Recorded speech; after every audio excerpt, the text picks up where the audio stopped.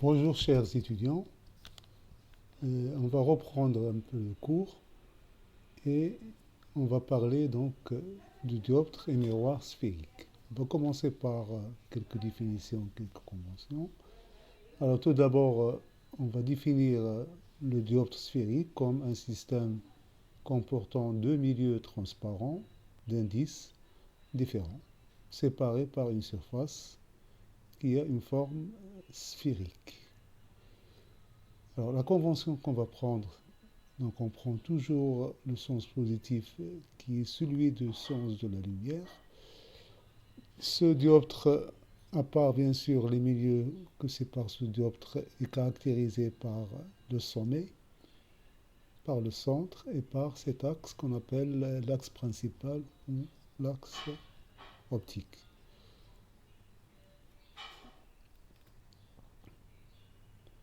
Alors, tout d'abord, on va parler de stigmatisme. Il n'y a pas de stigmatisme rigoureux, sauf pour quelques points. Et en général, on a ce qu'on appelle le stigmatisme approché, c'est-à-dire qu'on doit donc travailler dans certaines conditions qui sont celles de Gauss. Dans le cadre de cette approximation, appelée aussi approximation des rayons par axiaux, on va considérer que le plan perpendiculaire à l'axe optique peut être confondu avec sa tangente, c'est-à-dire qu'on va tendre cette distance-là, delta, vers 0. Les rayons auxquels on aura affaire doivent être voisins de l'axe, c'est-à-dire que I1 ici, qui est l'angle d'incidence, la normale au dioptre passant toujours par le centre, on sait que la normale à une sphère passe par le centre, d'accord? Donc ici, l'angle d'incidence c'est I1 et l'angle de réfraction c'est I2. Alors on va donc établir la relation de conjugaison. Donc comme on a dit, ça c'est l'axe optique. On va appeler cette distance-là x entre l'axe et le point d'impact, le point d'incidence. Le théorème sur l'angle extérieur d'un triangle nous donne les choses suivantes. Si on considère le triangle CIA1, ici l'angle à l'extérieur c'est I1, et donc on aura I1 qui est égal à alpha 1 plus θ. Si maintenant on considère le triangle CIA2, l'angle à l'extérieur c'est θ, d'accord? Et donc on aura θ égale valeur absolue de alpha 2 parce qu'il est dans le sens horaire, donc il est en tout cas opposé à alpha 1, d'accord, et à θ, plus I2. Donc je rappelle que I1 ici c'est l'angle d'incidence puisque la normale passe par le centre, d'accord? Et puis I2 c'est l'angle de réfraction.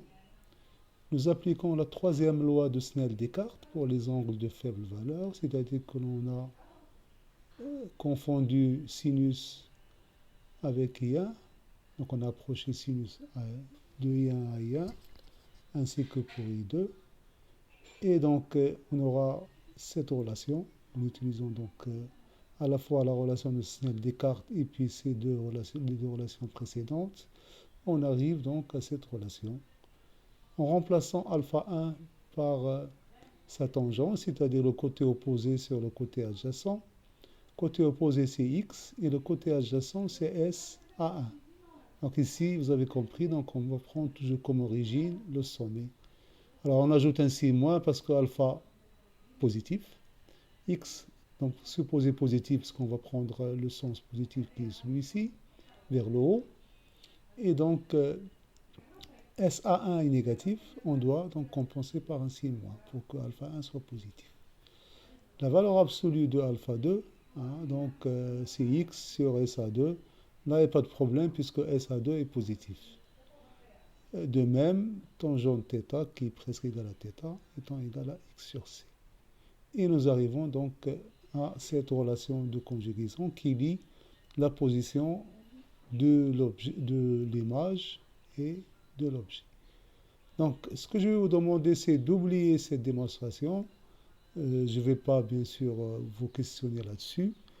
Mais par contre, ce que je vais vous demander, c'est surtout de savoir appliquer cette relation. Pour ce faire, on va donc considérer l'exemple suivant. Alors, soit un dioptre. Remarquez ici qu'on n'a pas pris la sphère, mais on n'a pris que la tangente, puisqu'on a dit qu'on peut confondre la sphère avec sa tangente. Le centre C, alors bien sûr on a un peu exagéré parce qu'on travaille tout près de S, mais sachez que toute droite passant par C constitue la normale. Donc ça, malgré que ça n'apparaît pas dans cette figure, mais il faut l'imaginer comme ceci. Alors, donc, pour pouvoir appliquer ou retrouver déjà cette relation de conjugaison, je vous propose la synoptique suivante. Donc, on va se donner un point comme objet, et puis on veut calculer la position de son image. Donc, la synoptique signifie que A a pour objet A', par quoi? Par le dioptre sphérique, caractérisé par le rayon algébrique SC, et qui sépare les milieux 1,5 et 1. Donc on va passer tout d'abord, le rayon passe de 1,5 vers 1. Donc pour retrouver cette relation, on considère donc l'indice que vous avez ici, 1 sur SA' moins 1,5, donc ce que vous avez ici, sur SA, voilà. J'oublie le dénominateur, donc j'écris 1 moins 1,5 sur SC, où SC c'est le rayon algébrique. Alors vu donc ici nous avons 4 mesures, où chaque mesure c'est 5, ça veut dire que C et S sont distants de 20 cm. Mais comme on est dans le sens opposé du sens positif qu'on a choisi, donc il s'agit de moins 20. Et donc on aura 1 sur 40. Donc il vaut mieux la réécrire comme ceci. 1 sur SA' moins 1,5 sur SA égale à 1 sur 40. Donc avec ceci, si on se donne la position de A, on peut déduire celle de A'. Et vice-versa bien sûr. Donc soit un objet qui est situé donc à 8 mesures, c'est-à-dire il est situé à 40 cm, d'accord? Et donc SA étant égal à moins 40. Moi, ce que je vous propose, c'est de ne pas mettre en dénominateur commun tout de suite. Donc, vous travaillez comme si l'inconnu que vous avez, c'est celui-là. D'accord? Et après, une fois que vous avez donc cette valeur, on peut l'inverser par la suite. Donc, à partir de la relation de conjugaison, on a 1 sur SA', 1 sur 40 plus 1,5 sur SA. SA ici, c'est moins 40. Parce qu'on va dans le sens opposé, et remplaçant, on aura moins 0,5 sur 40. Et donc, SA', ça serait tout simplement l'inverse, c'est-à-dire moins 80.